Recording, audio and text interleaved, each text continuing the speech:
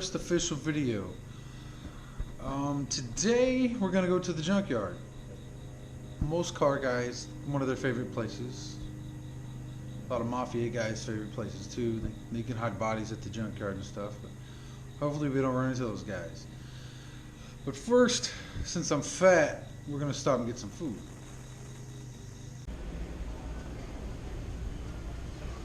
Alright, I stopped off at the Home Depot because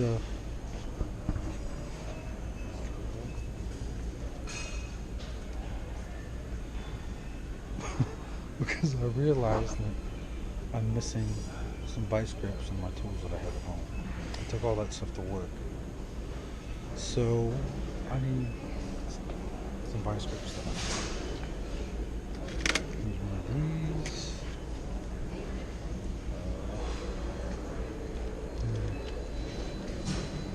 Need one of these. Wait, what's this? This right here.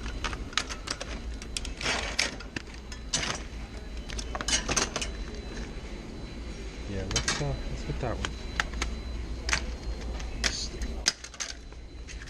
So this. That's $2 more.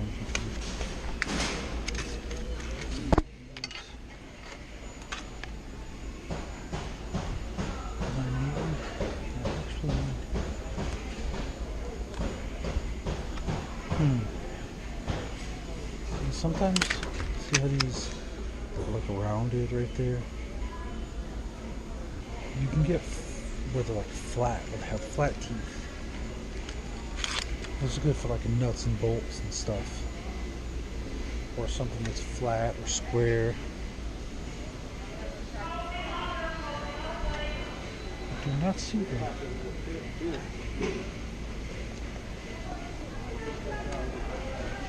Huh.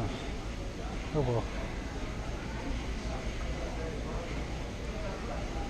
Guess they don't have.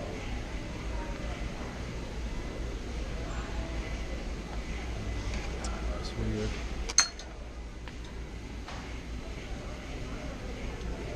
Alright, enough of the adjustable wrenches. What else?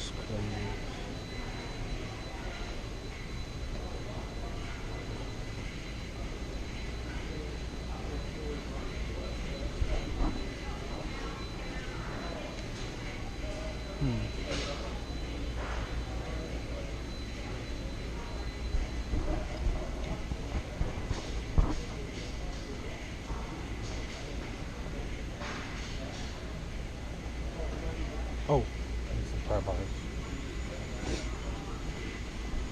I lost my pry bars, so I guess I should get another set.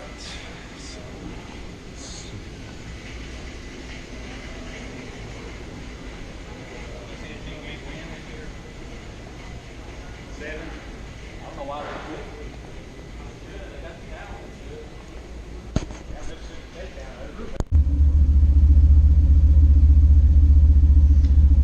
They didn't have any pry bars, really, at Sears.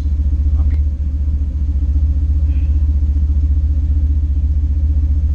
they really didn't have any pry bars at Lowe's.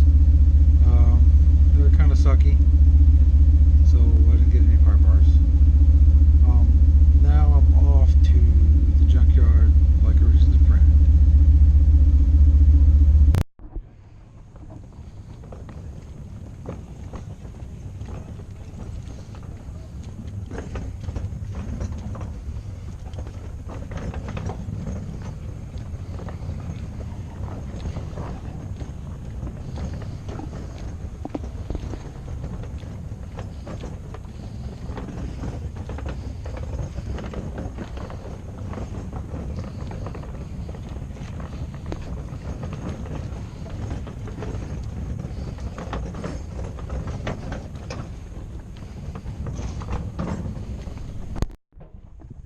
Alright, we got a 71 Ford F-150.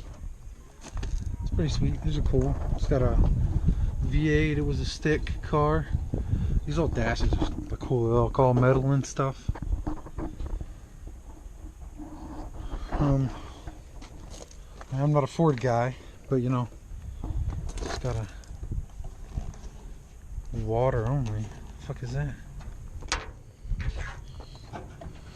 Oh, I guess I had a water tank in there or something. I don't know. But it's got a Ford 9-inch rear end. You don't see a whole lot of those anymore. So you can get these, you know, pretty cheap out of here. You pull it yourself and then build it.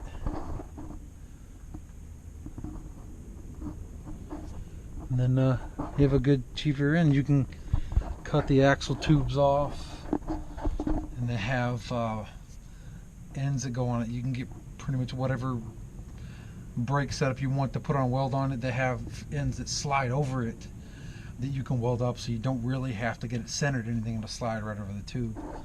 So get like a cheaper end, easy.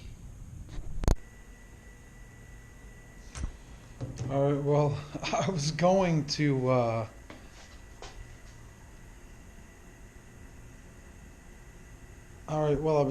to make the transmission cross member, but my welder decided to stop working, so that's not going to happen tonight either.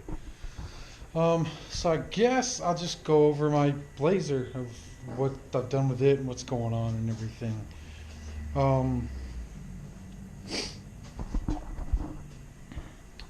It's a 1986 Chevy S10 Blazer, 2-door, 2-wheel drive. It's a little dark on that side of the garage.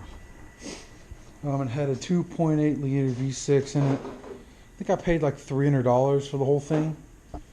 I added the cowl hood to it. I added the cracked windshield, and it had this visor when I got it. I think the visor looks pretty sweet. So I left the hood black to kind of match the two. It's got some cheap Jags wheels on it. Of course, they're filthy right now. With some steelies in the back. It has dropped some in the rear. I'm planning on dropping it more. I pulled a couple leaves out and put drop locks on it with these Lakewood, and you can't see anything.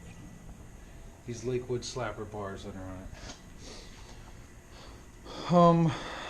275 60 15s in the rear, 215 75 15s in the front, on some 15 by 3s, 15 by 8s in the back. It has this pretty sweet Walmart battery here. It's LM7 5.3 liter engine, 4L80E transmission. It's not electronically controlled.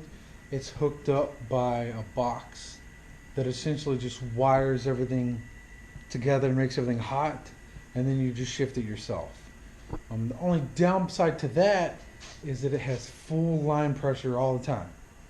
So if you have like a really strong 4L80E in there and you're doing that, it's going to rip your head off first a second, and then if the road sucks or gravel or rain or whatever, from 2 to 3 it rips pretty hard too. Stock front brakes. I do have a 8.5-inch factory, like mid-90s S10 rear end. You could get those in some 4.3 5-speed S10s. I think the issue was that the 5-speed was breaking the 7.5 rear ends or something. I don't know. Aftermarket axles. It's got a diff cover. A mini spool. I didn't weld it up. I just put a mini spool in it, so pretty hard on tires. Let's see.